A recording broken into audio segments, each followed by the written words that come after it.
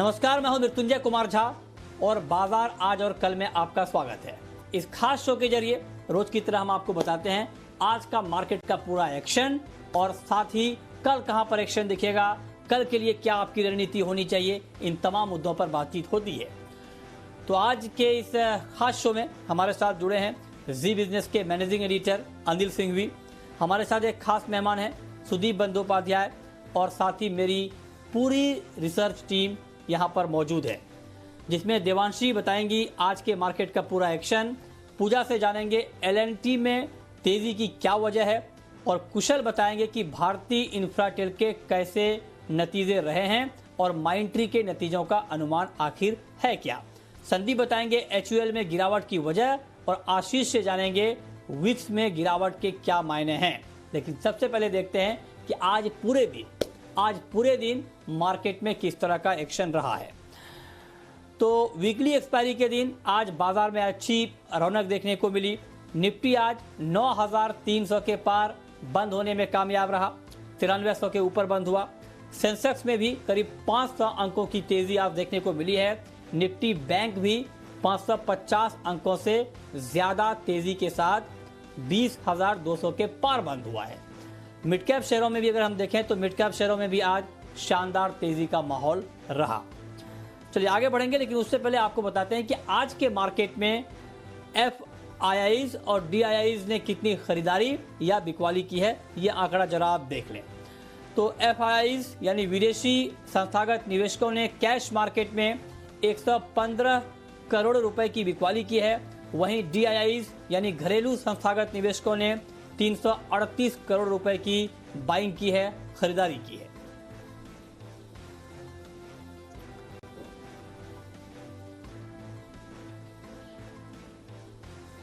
और चलिए अब रुक करते हैं आज के बाजार पर एडिटर्स टेक का, और ये बताने के लिए हमारे साथ जी बिजनेस के मैनेजिंग एडिटर अनिल सिंघवी बने हुए हैं। अनिल जी, बहुत बहुत स्वागत है आपका।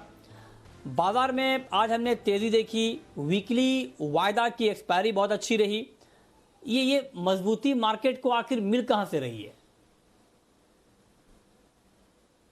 वायदा कारोबार की एक्सपायरी के दिन मजबूती जो आई है उसका सबसे बड़ा कंट्रीब्यूशन ग्लोबल मार्केट से आता हुआ दिखा है। जी हां, कल रात अमेरिका में अच्छा तेजी भरा सेशन रहा। आज दुनिया भर के बाजारों में मिला जुला सा कारोबार था और भारतीय बाजारों में मोमेंटम जो स्ट्रांग है उसमें आपको और कुछ नहीं चाहिए।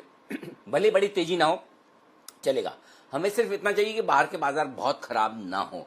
और ऐसे में जब बाहर के बाजार स्टेबल हों, डाउ फ्यूचर्स भी स्टेबल थे, 25-50 पॉइंट ऊपर नीचे, कोई खास फर्क नहीं। रुपया ये जबरदस्त मजबूत हुआ, पिछले महीने भर की सबसे बड़ी उछाल एक दिन के रुपए में आती हुई दिखी। तो करेंसी मार्केट में रिकवरी आ गई, बाहर के मार्केट स्टेबल हैं और आज एक्सपायरी के ठीक एक दिन पहले कल मजबूती बनी और आज और शॉर्ट कवरिंग और खरीदारी होनी थी। और यही वजह थी कि एफआईएस के थोड़े बिकवाली के आंकड़े और बाकी सब चीजों को नजरअंदाज करके बाजार बेहद मजबूती के साथ बंद हुए।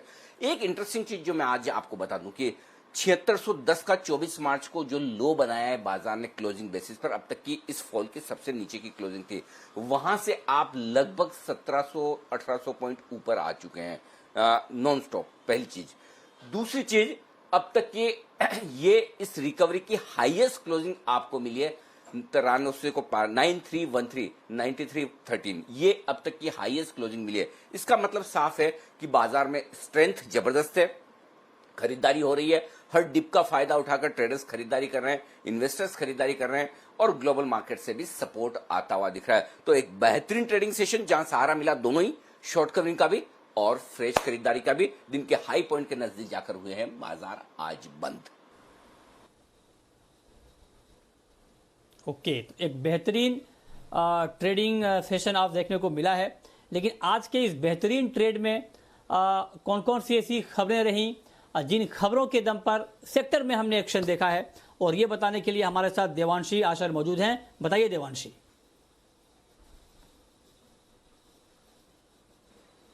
बाजार में आज फिर खरीदारी के साथ ही कारोबार होता हुआ दिखा था और 9,300 के लेवल्स के ऊपर आज एक्सपायरी होती हुई दिखी, जो कि काफी पॉजिटिव थी।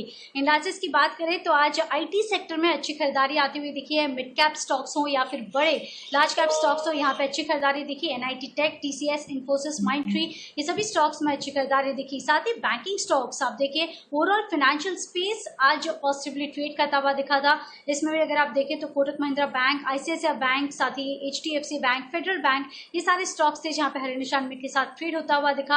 एनबीएफसीज में भी आप देखिए, इक्विटास, उज्जीवन, ये सभी स्टॉक्स 10% से ज्यादा की तेजी दिखा रहे थे। एलआईसी हाउसिंग में भी आज अच्छे गेन्स आते हुए दिखे। गोल्ड फाइनेंसिंग कंपनीज आप देखें इंटरनेशनल मार्केट्स में अब सोना फिर एक बार रिकवर करता हुआ दिख रहा है। मुथूट फाइनेंस, मनप्पुरम फाइनेंस, ये दोनों कंपनीज में आज अच्छा उछाल देखने मिला था। अब लाल निशान में आज एफएमसीजी स्टॉक्स थे, जहां पे हम देख रहे हैं लगातार खरीदारी थी। आज की ट्रेडिंग सेशन में हल्की सी मुनाफा वसूली देखने मिली है।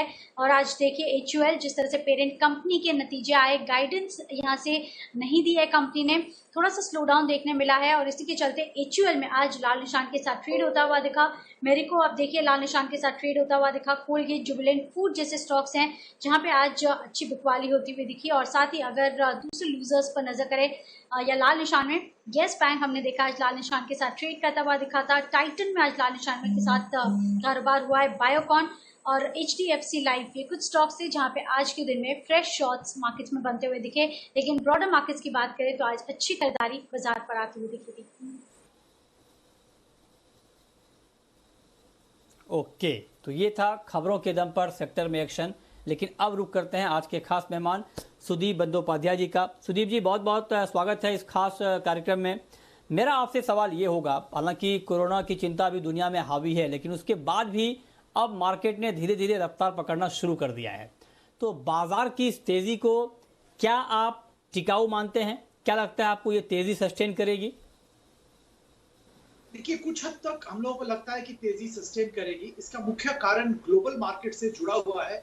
ग्लोबली सारे कंट्रीज के सेंट्रल बैंक ने बहुत लिक्विडिटी इकोनॉमी में पंप किया है और ये जो लिक्विडिटी है ग्लोबल मार्केट्स में, ये जरूर इमर्जिंग मार्केट इंडिया जैसी इमर्जिंग मार्केट की तरफ आएगा। जब भी थोड़ा बहुत आपको रिस्क ऑन मूड मार्केट में देखने को मिलेगा। तो जैसे ही कोरोना रिलेटेड स्थिति नियंत्रण में आएगा, हम लोगों को लगता है कि इंडिया जैसे मार्केट में बहुत अच्छा अपॉर्चुनिटी ग्लोबल इन्वेस्टर ढूंढेंगे और इसके चलते इंडियन मार्केट्स में एक अच्छा पॉजिटिव मोमेंटम बना रहेगा। दूसरी बात है कि आज तक जो कोरोना वायरस का जो ट्रेंड है, पैंडेमिक का ट्रेंड है, उसके हिसाब से ये कहा जाता है कि भारतीय सरकार ने जो कदम लिए हैं उस कदम लेने के साथ साथ और इंडिया का जो भी जेनेटिक बोलिए, आप जो मौसम बोलिए, स्प्रेड इतना नहीं हुआ, भयंकर नहीं हुआ जो कि यूरोप के और यूएस में देखा गया है। तो ये भी एक पॉजिटिव फैक्टर है। तीसरी फैक्टर मैं यहाँ पे बोलूंगा कि कॉर्पोरेट परफॉर्मेंस कुछ हद तक लास्ट क्वार्टर और Q1 करंट फिस्कल का सब लोग फैक्टरिंग कर चुके हैं कि खराब आएगा, पर इसके आगे एक वी शेप रिकवरी की संभावना की बात की जा रही है और वहां पे अच्छा खासा डिमांड रीजनरेट होने की संभावना है। तो आज के दिन में स्थिति बहुत ही गंभीर है कोरोना लेके और इकोनॉमिक डेवलपमेंट लेके, पर आने वाले दिनों में मार्केट को शायद लग रहा है कि एक अच्छा मोमेंटम आ सकता है। ओके, तो आपको लगता है कि आगे मार्केट में एक अच्छा मोमेंटम आ सकता है। आपने बहुत ही अच्छे तरीके से मार्केट की चाल को समझाया है। लेकिन मेरा आपसे एक और सवाल ये होगा सुदीप जी, कि आज जो मार्केट में हमने रैली देखी, आज जो तेजी का माहौल बना, उसमें प्राइवेट बैंकों की भूमिका ज़्यादा रही। तो ऐसे में अब आगे के लिए आपको प्राइवेट बैंक में जैसे कोटक बैंक, आईसीआईसीआई बैंक और एचडीएफसी बैंक, ये किस तरह से आपको दिख रहे हैं और यहाँ पर क्या करना चाहिए? देखिए, प्राइवेट बैंक में रैली जो देखने को मिला है, इसका एक कारण तो मैं मानूंगा कि सरकार की तरफ से एक पैकेज की बात की जा रही है, फिस्कल असिस्टेंस की पैकेज, जो कि ज्यादातर जो पिछड़े वर्गों के लोग हैं उनके लिए अनाउंस किया जाएगा। और इससे जो एसेट क्वालिटी का स्ट्रेस माना जा रहा था कि अच्छा एसेट क्वालिटी में स्ट्रेस आने की संभावना है, वो कुछ हद तक शायद दूर होगा और यही मार्केट रिजॉइस कर रहा है। दूसरी बात है कि यहाँ पे ये शायद शेयर्स बहुत पिट गए थे, तो थोड़ा बहुत recovery was par for the course. Specific counters की अगर बात करें तो अगर हमको चूज करना है, जो 3 काउंटर की आपने बात की, आईसीआईसीआई, एचडीएफसी और कोटक, तो शायद हम आईसीआईसीआई को ही चूज करेंगे इन 3 में से, क्योंकि वहां पे बहुत ज्यादा बिकवाली देखने को मिला था।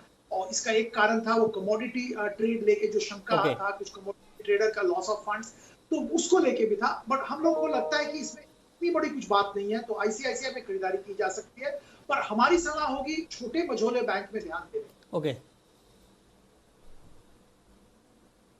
ठीक है, ये राय आपकी है निजी बैंकों के ऊपर। लेकिन अब बात करते हैं नतीजों की।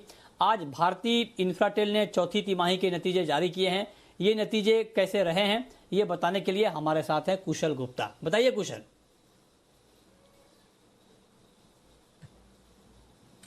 मृत्युंजय, देखिए नंबर्स जो हैं वो अनुमान से काफी कमजोर रहे हैं। हम जो अनुमान करके चल रहे थे क्वार्टर ऑन क्वार्टर बेसिस पे, अगर आप देखें तो इनका जो मुनाफा है हम अनुमान करके चल रहे थे 783 करोड़ का आएगा, पर कि उसके मुकाबले 650 करोड़ का मुनाफा जो है कंपनी ने पोस्ट किया है, यानी कि 18 से 19% की गिरावट क्वार्टर ऑन क्वार्टर हमको इनके मुनाफे में देखने को मिली है। साथ ही अगर आप रेवेन्यू की बात करें तो वहां पर जो है हम करीब आधे % की गिरावट एक्सपेक्ट कर रहे थे, उसके मुकाबले 1.5% की गिरावट करीबन जो है आपको इनके रेवेन्यू में भी आती हुई नजर आएगी। इसके अलावा मार्जिन्स, यहां पर जो है हम मार्जिन्स फ्लैट अनुमान करके चल रहे थे 51.1% पर, उसके मुकाबले 47.5% की मार्जिन्स कंपनी रिपोर्ट किए। तो काफी सिग्निफिकेंट जो है हमें तमाम पैरामीटर्स पे ये नंबर्स आते हुए नजर आए हैं। इसके अलावा कंपनी ने थर्ड इंटरिम डिविडेंड घोषित किया है करीब 4 रुपए का, और साथ ही जो इनकी इंडस टावर के साथ मर्जर की डेट थी उसको भी 2 महीने आगे बढ़ाकर अब 24 जून कर दिया है। हालांकि कंपनी ने ये बोला है कि कोविड-19 का उनके फाइनेंशियल परफॉर्मेंस और पोजीशन पर बहुत ज्यादा इम्पैक्ट नहीं है। अब आगे ये देखना होगा कि कंपनी के लिए ये जो मर्जर वाली बात है ये आगे भी और एक्सटेंड होती है या नहीं, पर बहरहाल जो नंबर्स आए हैं वो अनुमान से कमजोर है। ओके, तो आप कह रहे हैं कि जो नंबर आए हैं वो अनुमान से कमजोर हैं। तो ऐसे में सुदीप जी क्या किया जाए, कल के कारोबार में भारतीय इंफ्राटेल में क्या किया जाए? जी, भारतीय इंफ्राटेल में हम लोग पॉजिटिव है। हम लोगों का एक मानना है कि इस कोरोना पैंडेमिक से एक अगर सेक्टर अफेक्टेड नहीं होगा वो है टेलीकॉम रिलेटेड कंपनीज। तो भारतीय इंफ्राटेल को भी बहुत ज्यादा असर इसका नहीं आएगा, मार्जिनल इंपैक्ट इधर उधर आ सकता है। और ये जो इंडस टावर के साथ मर्जर का डेट पीछे कर दिया गया है, इसका मुख्य कारण है फिजिकल जो ऑब्स्टैकल्स है आज के दिन में बहुत सारे कॉर्पोरेट एक्शन करने का, उसके लिए ये डेट पीछे करना पड़ा, क्योंकि जब तक लॉकडाउन लिफ्ट नहीं होगा तब तक सारे प्रोसेस कंप्लीट करना बहुत मुश्किल है। I don't think we should read too much into it. अगर आप थोड़ा लंबी अवधि के लिए सोच रहे हैं तो इस पे खरीदारी कर सकते हैं। ओके, ठीक है। और अब चूंकि कल माइंट्री के भी नतीजे आने वाले हैं, तो किस तरह के नतीजों का अनुमान है, कैसे ये रह सकते हैं? नतीजों पर एक पोल लेकर हमारे साथ कुशल बने हुए हैं। कुशल बताइए, क्या उम्मीद है, क्या संभावना है माइंट्री के नतीजों की?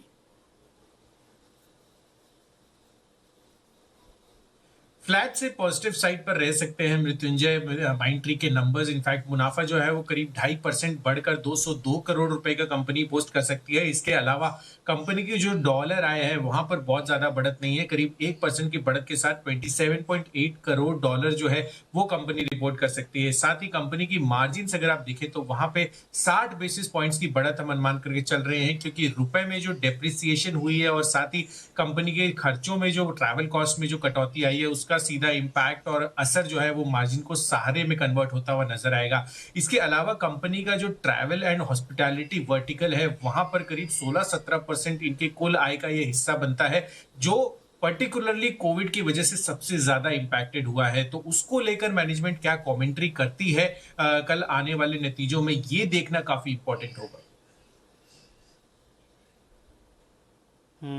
बिल्कुल, तो ये देखना महत्वपूर्ण होगा, इस पर हमारी नज़र रहेगी। लेकिन अब आगे बढ़ते हैं और अब बात करते हैं एक और महत्वपूर्ण अपडेट की, और वो अपडेट ये है कि विक्स में ऊपरी स्तरों से 55% से ज़्यादा की गिरावट देखने को मिल रही है। 55% से ज़्यादा। आखिर इतनी गिरावट क्यों आई है और इस गिरावट के आखिर मायने क्या हैं, ये समझाने के लिए हमारे साथ आशीष चतुर्वेदी बने हुए हैं। आशीष बताइए, विक्स में इतनी तेज गिरावट के क्या मायने हैं? देखिए, बाजार में स्थिरता लौटने के संकेत देखने को मिल रहे हैं। मार्च के महीने में बाजार में वॉलेटिलिटी काफ़ी ज़्यादा थी। इंडिया विक्स ने लगभग 86 का स्तर छुआ था। फिलहाल वहाँ से अगर आप देखें तो इंडिया विक्स में 55% की गिरावट आ चुकी है, यानी लगभग 40 के स्तर पर है इंडिया विक्स। एक और अहम टेक्निकल इंडिकेटर है जिसे एटीआर कहते हैं, जो कि पिछले 14 दिन का ओपन हाई लो का कैलकुलेशन लगाकर आपको ये बताता है कि औसतन एक इंडेक्स में सिक्योरिटी में प्रतिदिन कितना मूवमेंट आता है। इसका आंकड़ा देखिए काफी इंटरेस्टिंग है। मार्च के महीने में हम देखते थे कि औसतन निफ्टी में प्रतिदिन 530 अंकों तक का मूवमेंट होता था, निफ्टी बैंक में 1650 का, और वही इसी आंकड़े को आप फिलहाल के आंकड़ों से कंपेयर करके देखें तो आपको समझ में आएगा कि अब जो डेली रेंज है वो कितनी कम होती जा रही है। निफ्टी लगभग 400 अंकों का मूवमेंट होता है प्रतिदिन, बैंक निफ्टी 1308 का। ये एटीआर का जो स्लोप है ये भी डाउनवर्ड स्लोपिंग है, यानी लगातार अब ये जो रेंज है इसमें गिरावट देखने को मिल रही है। एक और इंटरेस्टिंग आंकड़ा ये भी है कि विदेशी निवेशक स्वाभाविक है अभी भी बिकवाली कर रहे हैं, लेकिन मार्च के महीने में भारी भरकम 65,800 करोड़ की बिकवाली की थी। इसका औसत लगा करके देखें तो प्रतिदिन 3100 करोड़ की बिकवाली हुई है। इसको कंपेयर करके देखें फिलहाल के आंकड़ों से तो ये आंकड़ा आपको कम नजर आएगा, क्योंकि कल के सत्र में हमने देखा था कि विदेशी निवेशकों ने 1326 करोड़ की बिकवाली की थी। 21 तारीख को 2095 करोड़ की बिकवाली हुई और 17 को करीब 1360 करोड़ की खरीदारी भी हुई है। यानी ये बात साफ है कि बाजार में अब स्थिरता लौटती जा रही है। विदेशी निवेशक बिकवाली तो कर रहे हैं, लेकिन मार्च के मुकाबले थोड़ी कम है। और अब वक्त है ये जानने का कि कल के बाजार में आपकी स्ट्रेटजी क्या होनी चाहिए, और ये बताने के लिए हमारे साथ हमारे मैनेजिंग एडिटर अनिल सिंह भी बने हुए हैं। अनिल जी, कल से वायदा बाजार में नया हफ्ता शुरू होगा और इस हफ्ते अप्रैल वायदा की एक्सपायरी भी होगी। ट्रेडर के लिए क्या स्ट्रेटजी कल के लिए होनी चाहिए और निवेशकों को क्या करना चाहिए? कल से नई सीरीज की शुरुआत होगी, लेकिन ये नई सीरीज मंथली भी होगी और वीकली भी, क्योंकि इस अप्रैल महीने का ये आखिरी हफ्ता है और मंथली सीरीज भी यही है। इस लिहाज से बेहद अहम और इंटरेस्टिंग होगी, क्योंकि डेटा थोड़े से मंथली सीरीज में ज्यादा होते हैं। क्लोजिंग आपको बहुत बेहतर मिली। अब एक चीज साफ दिख रही है, वो ये कि 8,900 9,000 ये एक बहुत मजबूत सपोर्ट हो गया निफ्टी पर। अब बड़ा सवाल ये कि 9,500 9,600 तक पहुंचने की तैयारी तो निफ्टी की है, जो अगला टारगेट है, जो हो सकता है आपको जल्दी देखने को मिले। लेकिन उसके पार निकलने के बाद क्या 10,000 या उसके ऊपर निकलने की कोशिश हो सकती है? ये सबसे बड़ी चीज है और इसका जवाब है ग्लोबल मार्केट्स के साथ। आज देखिए अमेरिका में फ्लैट ट्रेड होने की संभावना है, लेकिन अमेरिका में किसी भी तरफ एक बड़ा मूव आता है और फर्ज करें वो मूव तेजी की तरफ हो, तो बहुत संभावना ये बन रही है कि भारतीय बाजार 9,500 9,600 को पहले पार करने की कोशिश करेंगे। कल शुक्रवार है, हफ्ते के आखिरी दिन अगर आपको एक मजबूत क्लोजिंग मिलती है, ठीक पिछले हफ्ते की तरह, कहे नहीं क्या आपको ब्रेकआउट के संकेत आते हुए दिखेंगे और वो ब्रेकआउट फिर आपको मंथली एक्सपायरी तक मजबूत रख सकता है। और अगर इसके विपरीत कमजोरी हुई तो फिर देखेंगे कि अगले हफ्ते के लिए क्या संकेत होते हैं। तो कुल मिलाकर मोमेंटम स्ट्रांग है, बाजार ऊपर जाने को तैयार है। एक ही चीज चाहिए हमें, वो अच्छी खबर नहीं, अच्छी खबर ना मिले चलेगा, आए तो मोस्ट वेलकम, लेकिन कोई खराब खबर ना आए। और दूसरी बात, अब कल एक चीज पर और नजर है, वित्त मंत्री जी और प्रधानमंत्री जी की बैठक पर। अगर प्रधानमंत्री जी कुछ वित्त मंत्री जी के को पैकेज वगैरह ये अप्रूव कर दें जो फाइनेंस मिनिस्ट्री लेकर आए तो फिर कह नहीं क्या, तो और भी मजबूती के साथ भारतीय बाजार आगे बढ़ सकते। तो अच्छी खबरें भी है, मोमेंटम भी है। उम्मीद करें 9,500 9,600 की तरफ निफ्टी बढ़े और बैंक निफ्टी 21,000 21,500 के दायरे की तरफ पहुंचने की कोशिश कर सकता है। ओके, तो ये आपके लिए कल की रणनीति क्या होनी चाहिए ये आपको डिटेल में समझाया गया है। बहुत बहुत शुक्रिया अनिल जी आपका हमारे साथ इस खास शो में जुड़ने के लिए। लेकिन अब चूंकि हम कल के मार्केट की बात हमने की है कि कल का बाजार कैसा रहेगा, लेकिन चूंकि अब मार्केट धीरे धीरे संभलना शुरू हुआ है, तो क्या लॉन्ग टर्म के इन्वेस्टर को अभी एक्टिव होना चाहिए, क्या लॉन्ग टर्म के लिए अभी इन्वेस्टमेंट करना चाहिए, ये हम सुदीप जी से जानेंगे। सुदीप जी, क्या लगता है आपको लॉन्ग टर्म के इन्वेस्टर को अभी कहां पर फोकस करना चाहिए, कौन से शेयर चुनने चाहिए? देखिए, बहुत सारे सेक्टर्स और बहुत सारे शेयर्स ऐसे हैं जो जहां पे बहुत बड़ा गिरावट देखने को मिला है। अगर आप जनवरी एंड या फरवरी मिड की भी बात करें, उस लेवल से करीब 30-35% गिरावट देखा था, वहां से थोड़ा बहुत रिकवरी हुआ है, पर अभी भी अट्रैक्टिव वैल्यूएशन पे अवेलेबल है। कुछ खास शेयर का मैं जिक्र करना चाहूंगा जहां पे गिरावट कुछ ज्यादा ही हो गया है और ज्यादा कुछ रीजन नहीं है। छोटे मझोले बैंक जिसका जिक्र मैं पहले भी कर रहा था, उसमें बंधन बैंक का मैं बात करना चाहूंगा। दिग्गज बैंक है, बहुत अच्छा इनका बैलेंस शीट है और इनके जो मार्जिन है, नेट इंटरेस्ट मार्जिन है, वो बेहतरीन है और डिपॉजिट बेस इनका बहुत बहुत ही बेहतरीन बनाया है अल्प समय में। माइक्रो फाइनेंस कंपनी ओरिजिनली थे और ये माइक्रो फाइनेंस के कस्टमर्स को अपने बैंकिंग कस्टमर्स में कन्वर्ट किया है और वहां से बहुत अच्छा कासा इकट्ठा किया है। तो कासा रेशियो के हिसाब से इतना अच्छा डेवलपमेंट होने के कारण हम लोगों को लगता है कि ये बैंक का नतीजे अच्छे आएंगे। 300 रुपया का टारगेट एक साल के लिए रख के आगे बढ़ सकते हैं।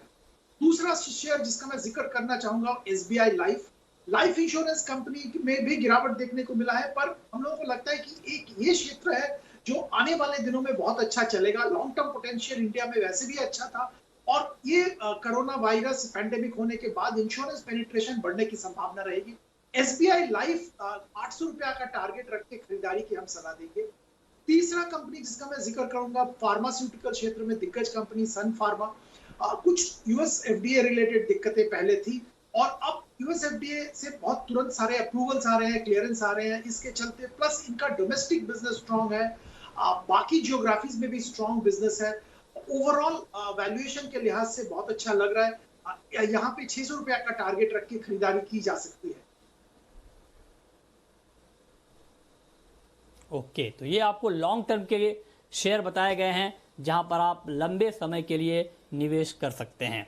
लेकिन अब वक्त है ये जानने का कि ऑप्शन के जरिए आपको कहां पर कमाई के मौके कल मिलेंगे।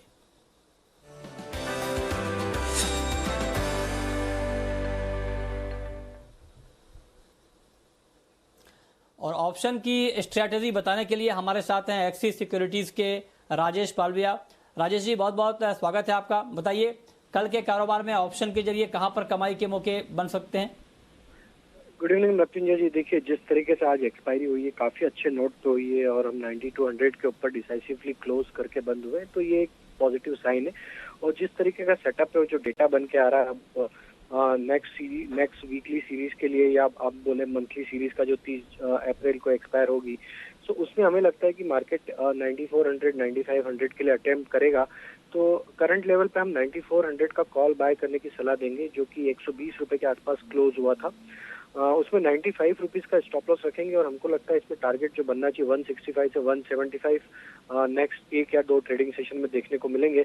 तो व्यू पॉजिटिव है और अभी हम बाय की साइड ही ट्रेड इनिशिएट करेंगे और हमें लगता है कि 9400 9500 की तरफ अटेम्प्ट करेगा मार्केट। तो 9400 का कॉल ऑप्शन बाय करके ट्रेड करने की सलाह दे रहे हैं। और स्टॉक स्पेसिफिक हम बात करें तो फार्मा सेक्टर में काफी अच्छा बाइंग एक्शन पिछले कुछ दिनों से हमने देखा है। उसमें जो स्टॉक है ग्लेनमार्क, इसमें जिस तरीके का ब्रेकआउट हुआ है आज के सेशन में, तो हमें लगता है ग्लेनमार्क में एक यहाँ से अच्छा मूव कल के सेशन में देखने को मिल सकता है। तो 342 के आसपास क्लोज हुआ है। 336 के स्टॉप लॉस से 355 का टारगेट हमें लगता है कल के सेशन में ग्लेनमार्क में देखने को मिलेगा। तो ये बाय करने की सलाह रहेगी फार्मा पैक में। ओके, बहुत बहुत शुक्रिया राजेश पालविया जी आपका, सुदीप बंदोपाध्याय जी आपका, और साथ ही मेरी पूरी रिसर्च टीम का बताने के लिए कि आज का मार्केट कैसा रहा है और कल का बाजार कैसा रह सकता है, कहां पर कमाई के मौके बन सकते हैं। तो फिलहाल इस खास शो में इतना ही।